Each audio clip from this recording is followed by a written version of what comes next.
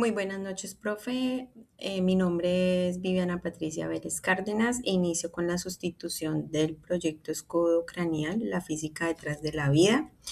Iniciamos hablando de nuestro escenario de riesgo. Un trabajador de la construcción se encuentra en el primer nivel, desde un andamio a una altura X, se desprende una abrazadera metálica de unos kilogramos X y el objeto cae libremente e impacta directamente en el vértice superior de su casco de seguridad. Ya, Ejecución. Yo recreé los cuatro. En el video 1, escenario 1, vemos, ya, simulamos un control crítico sin casco. Aquí lo vemos en cámara lenta. En el segundo video ya, simulamos la protección fallida de un casco dañado, en este caso de plástico. En el video 3 vemos la simulación con un casco estándar que simulamos con una toalla de cocina ya, doblada en 4. Y en el escenario 4 una protección avanzada que sería la esponja. El análisis que yo saqué en estos cuatro escenarios es, en el primer escenario, que el tomate está libre, simulamos una persona sin casco. En este el tomate sufre daños graves. Toda la energía del impacto de la botella es directo sobre un solo punto del cráneo. Para nuestro escenario 2, el tomate se aplasta significativamente. Este recubrimiento plástico se dobla ofreciendo una resistencia mínima que no logra proteger la integridad del sujeto. En el tercer escenario, el tomate sufre daños menores o algunas grietas, pero mantiene su forma general. La tela doblada hace que se absorba el impacto y distribuya la fuerza sobre la superficie. La protección avanzada casco con absorción, ¿qué pasa? La esponja no simula un casco. El tomate queda prácticamente intacto y lo que hace la esponja es absorber ese impacto, ¿sí? Disipando la energía cinética a través de su propia deformación.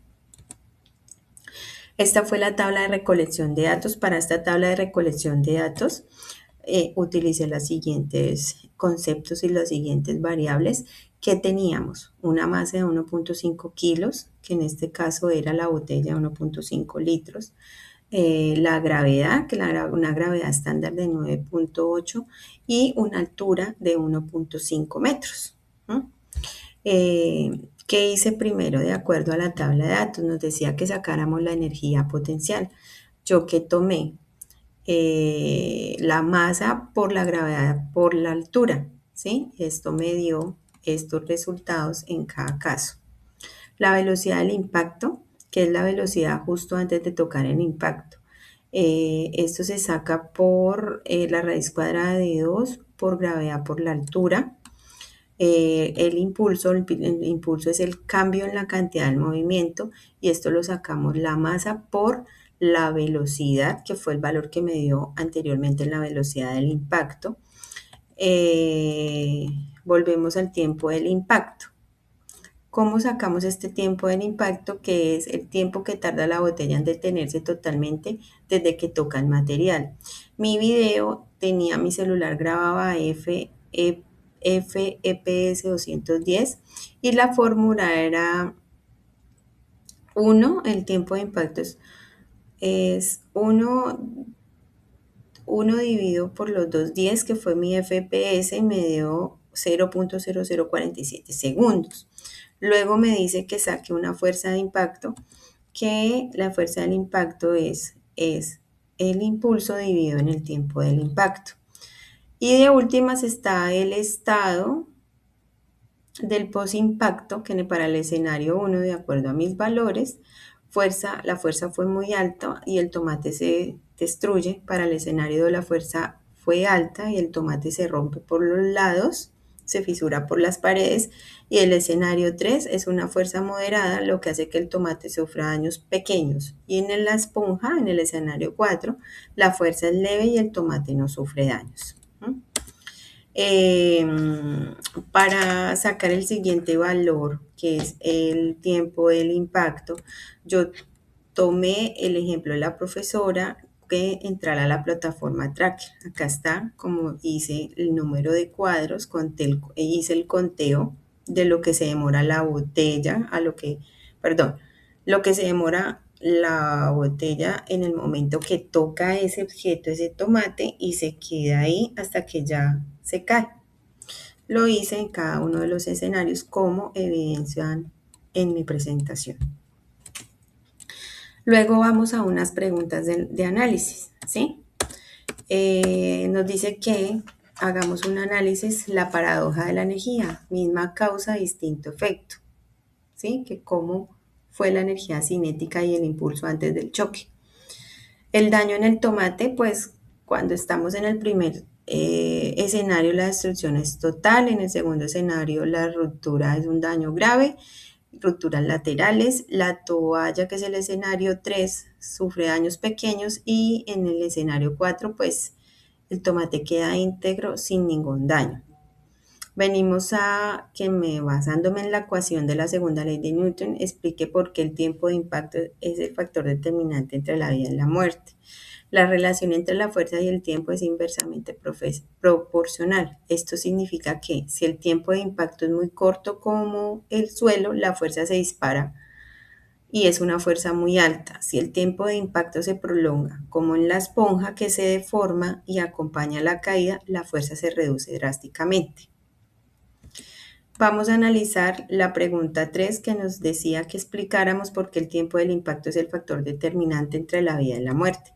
Pues que resulta que en un accidente laboral el tiempo de impacto es la diferencia entre la vida y la muerte por las siguientes razones. Disipación de energía. Los equipos de protección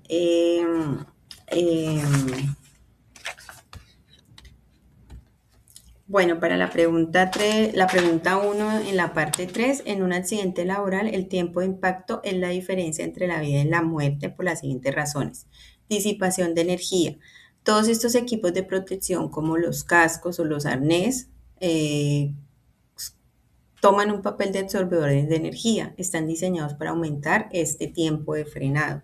Reducción de la carga sobre el cuerpo. Si una persona cae sobre concreto, el cuerpo se detiene en milésimas de segundos, generando una fuerza que los huesos y los órganos no pueden soportar. En el efecto de la esponja, que sería nuestro escenario 4, al igual que con el tomate, si usamos superficies que se deformen, estamos aumentando el tiempo del impacto. Al ser el denominador más grande en la ecuación, la fuerza de impacto disminuye a niveles que el cuerpo humano puede resistir sin sufrir daños letales. En resumen, pues no podemos evitar que la gravedad genere energía cinética, pero mediante estos equipos podemos manipular el tiempo de la energía, logrando que no hayan accidentes graves. Para la segunda pregunta nos decía que de acuerdo a describiéramos por el teorema del trabajo y la energía, ¿qué sucedió con la energía en ambos casos? ¿Qué nos dice este teorema?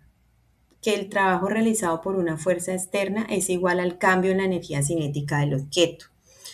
En ambos casos el tomate llega en mis datos con 22,05 joules de energía y debe terminar en 0 al detenerse. La diferencia radical está en cómo se realiza el trabajo para detenerlo.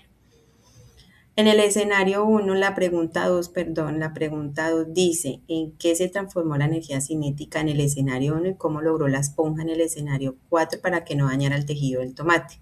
En el escenario 1, ¿a dónde se fue esta energía? Como el tomate no puede moverse hacia adentro del suelo, él queda estático en la superficie plana y dura.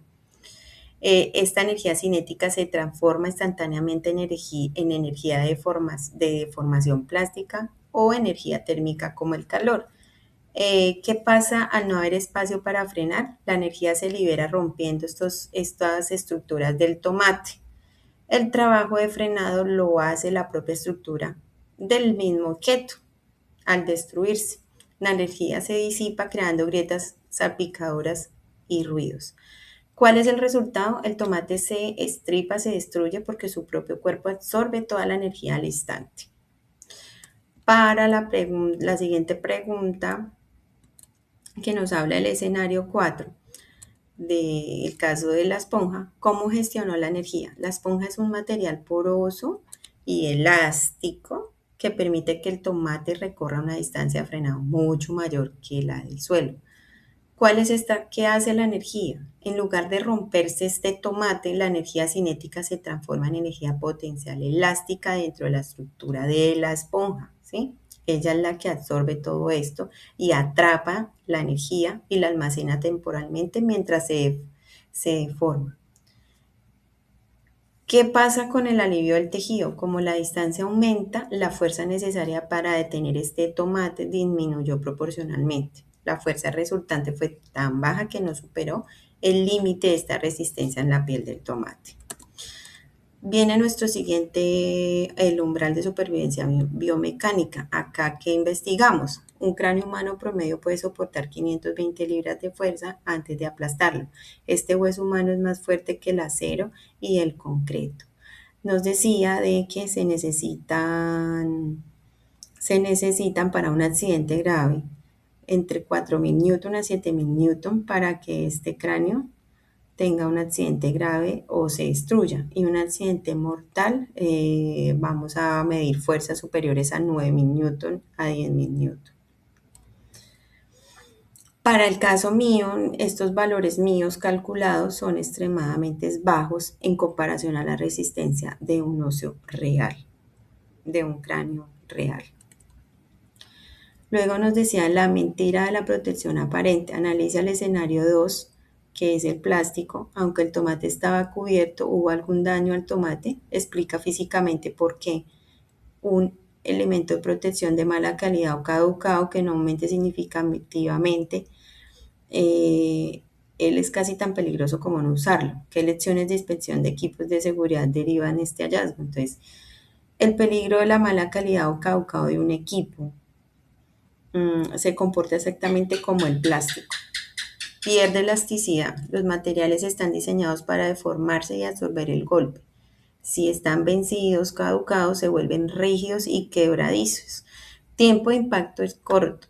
Al no deformarse correctamente, el tiempo de frenado es mínimo y el cuerpo recibe el impacto de forma violenta. Falsa seguridad. El trabajador se nos confía y se expone a mayores riesgos creyendo que está protegido. Para la quinta pregunta de análisis nos dice que si el escenario es menor, o sea, yo puse esta fórmula, más tiempo, menos fuerza. La física nos dice que la fuerza es de un golpe, depende de qué tan rápido se detiene el objeto en el suelo. En el caso del tomate se detiene en seco, o sea, en un tiempo casi en cero. Toda la energía se libera de golpe y nos explota este tomate.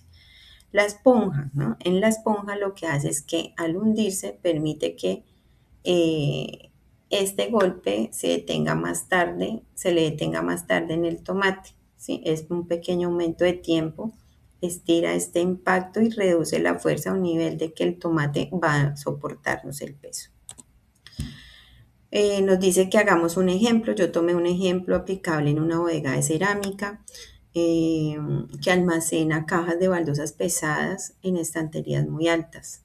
Si una caja cae, para el ejemplo de la esponja, que sería un equipo de protección o un suelo acolchado, no serviría de nada debido a la enorme energía, el enorme peso que tiene. ¿Cuáles serían las propuestas de cambio? Reducir la sustitución de la altura. Se reorganizaría la estantería y los artículos que son más pesados y de más rotación se pondrían en la estantería de abajo, lo que nos hace reducir la altura a casi a cero, eliminando pues este riesgo y la posibilidad de un impacto de alta energía. Uso de transportadores a nivel del suelo en lugar de un montacarga que nos hace que nos eleven las cargas, mantener el nivel prácticamente a cero al suelo. Instalaciones de redes de caídas.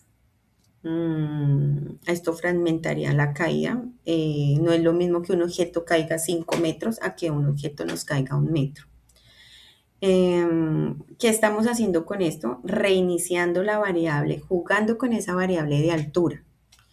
La otra también es que en cada caja de ese almacenaje de baldosas de cerámica no supere más de 15 kilos de peso. En caso de que haya un error humano, pues la masa involucrada en el accidente sea controlable y no sea algo que me genere un accidente grave.